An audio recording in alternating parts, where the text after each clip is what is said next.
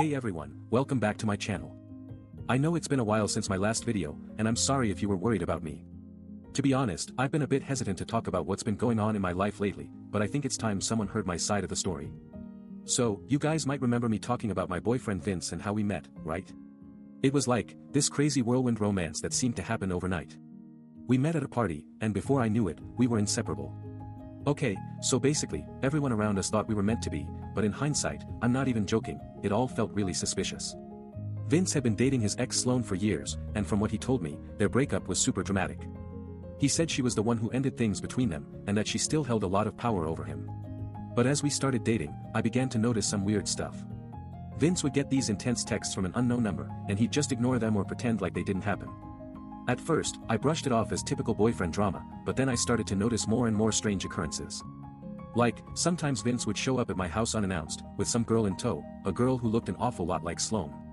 And every time that happened, he'd get all this evasive when I asked him about it. I tried to brush it off as my imagination running wild, but the more I thought about it, the more I realized that something was really off. It wasn't until a few weeks ago, though, that I stumbled upon some pretty damning evidence. Vince had been lying to me about one of his past relationships, with Sloane. Like, he told me they were friends, but when I dug into his phone records and emails, I found this text exchange between the two of them. It was wild. They'd be talking about everything from their personal lives to business deals, and it seemed like they were still on pretty good terms. But what really caught my attention was a message where Sloane tells Vince that she's back in the game, whatever that means. It sent a chill down my spine, because I knew then that there was something going on between them that we didn't know about. I'm not even kidding when I say that this revelation has left me feeling shaken and confused. How could Vince have lied to me like that? And what exactly is Sloane's role in all of this? These are the questions that keep running through my mind, and I'm not sure where to start. Okay, so that's where things stand right now. I know some of you might be thinking, girl, just move on, or, dude, it's not your problem, but let me tell you, this is my problem. This is a huge part of our relationship, and I need answers. That's what I'm hoping to get in the next few videos, answers about Vince's past, Sloane's involvement, and maybe even some insight into why he felt like he had to keep it all from me. So, that's where we're at right now. It's a pretty weird situation, but I'm determined to get to the bottom of it.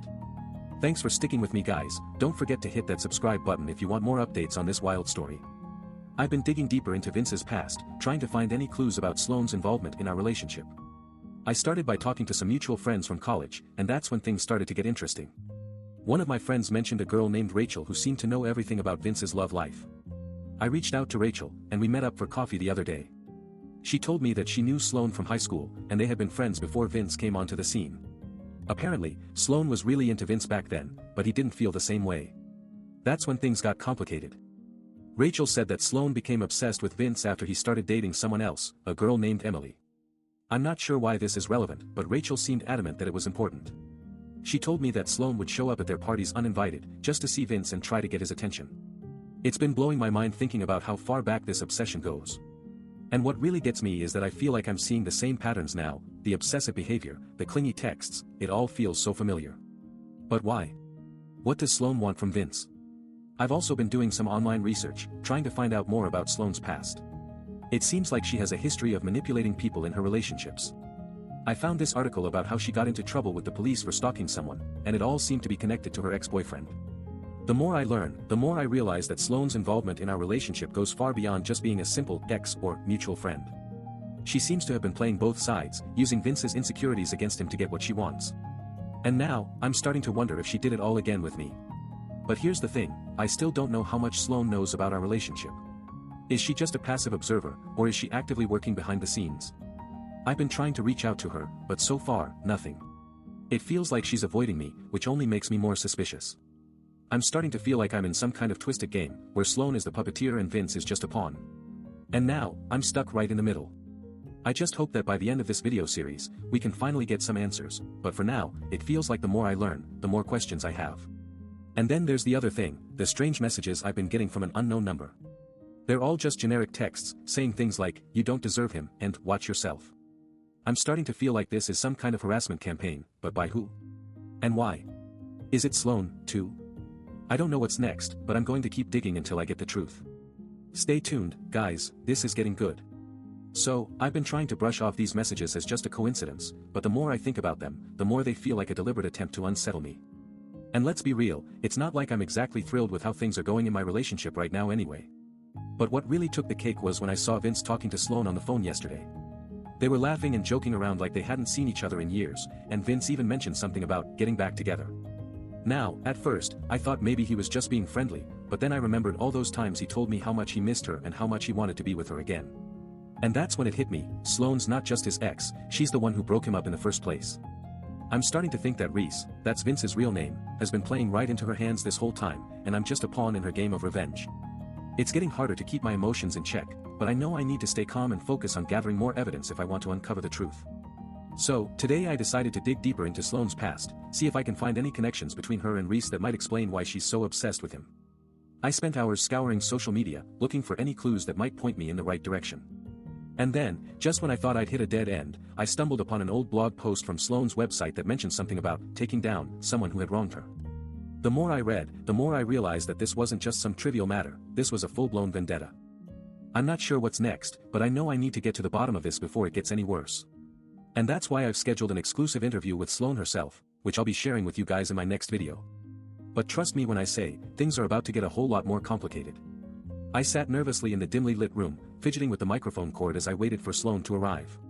My team had set up a professional-looking backdrop and lighting, but I couldn't shake the feeling that we were all just playing a role in some larger game. Sloane arrived on time, looking more polished than I'd expected. She smiled brightly at me, her eyes sparkling with a mixture of confidence and calculated intensity.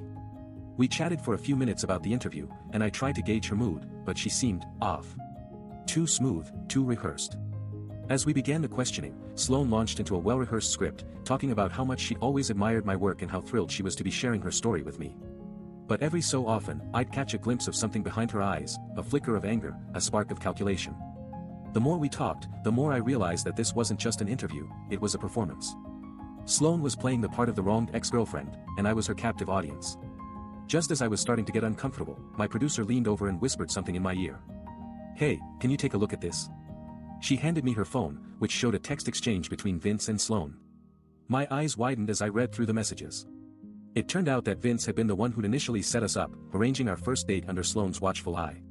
But here was the kicker, Vince had also been working for Sloane all along, feeding her intel on me and manipulating her emotions. I felt a wave of betrayal wash over me as I looked back at Sloane, who was still smiling brightly in front of me. This wasn't just an ex-girlfriend with a grudge, she was a master manipulator, using people to get what she wanted. But before I could react, Sloane dropped another bombshell.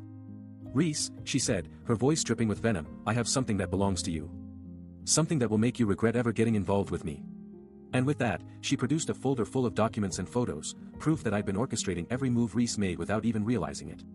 My world spun out from under me as I stared at Sloane, unsure of what to do next. Just as I was about to ask her what was going on, my phone buzzed with an incoming text from an unknown number. I stared at the screen in shock, my eyes widening as I read the message, "You're next, Vince." My mind racing, I looked up at Sloane, who was watching me with a mixture of satisfaction and amusement. The game had changed. Without hesitation, I lunged forward, snatching the folder from Sloane's hands. We both knew what this meant, the end of our twisted dance was finally coming to an end. As I flipped through the documents and photos, my anger grew. I saw every move I'd made with Reese, every secret I'd kept hidden, every way I'd manipulated him into doing my bidding. And then it hit me, the revelation that would change everything. The documents revealed a pattern of behavior I had no idea was possible, a web of manipulation and control that I thought only existed in fiction novels. But here I was, caught red-handed by my own hand. I felt a wave of shame wash over me as I realized just how far I'd fallen. How many times had I used Sloane's knowledge against her? How many times had I played on Reese's emotions to get what I wanted? The thought sent a shiver down my spine, and for the first time in our relationship, I felt truly alone. As I looked up at Sloane, who was still watching me with an air of superiority, I knew I had two choices, apologize and try to make amends, or use this newfound knowledge to destroy her once and for all. But something held me back, maybe it was the realization that I'd been just as guilty as she was, or maybe it was the fear of facing my own demons. Whatever the reason, I chose neither. Instead, I took a deep breath and handed the folder back to Sloane, telling her it was over between us. As we parted ways, I couldn't help but wonder what other secrets lay hidden in the shadows, waiting to be uncovered. As for Reese, I still haven't reached out to him yet. Part of me wants to tell him everything, to warn him about Sloane and the game she played with my heart. But another part of me is scared that he'll think less of me, or worse, that I'm just as capable of manipulation as she is. And honestly, I still think about it.